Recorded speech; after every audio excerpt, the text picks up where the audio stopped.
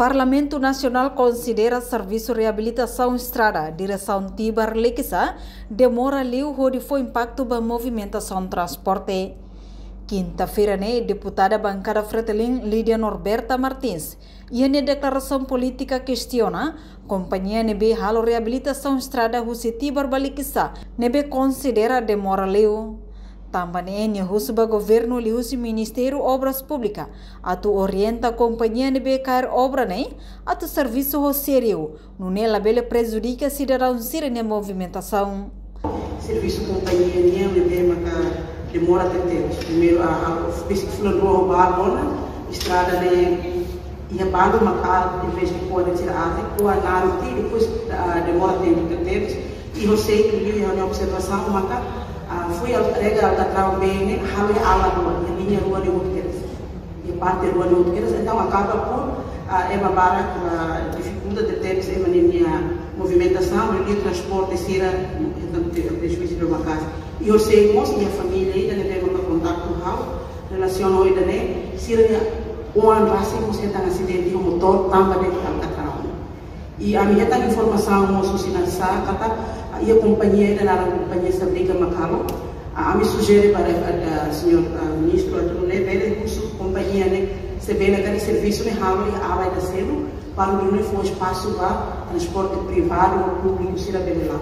Também agora da rua a ralo suja pretende. Eu sei quando a me tumba pela polia, trabalhadores se ralai. Foi informação. Então a minha noite então todo tem que pro para desenvolvimento. Quando lembra que estamos os companhias têm que promover o desenvolvimento e a sensibilidade do povo, de bem como usar a estrada, também agora prejuízo e estraga a careta, alcatrão, pede para careta, a tu faz susceptíveis. Então que acidente, a população se problema que esse coisa nessa. Quando se rega, vai dar um sai, rega é a loro, não consegue calar. Então, então durante o deputado se respira até quando estrada de Tibar quando ralo prejudica a população para que não bata o retamula respiratório, estava sana que nem está na política tem que colher tudo e estava se a população se lembra alguns se vê que ministro colheu a companhia o governo o ministério competente para obras públicas a fora da companhia ao serviço que dia vá pode não prejudica a população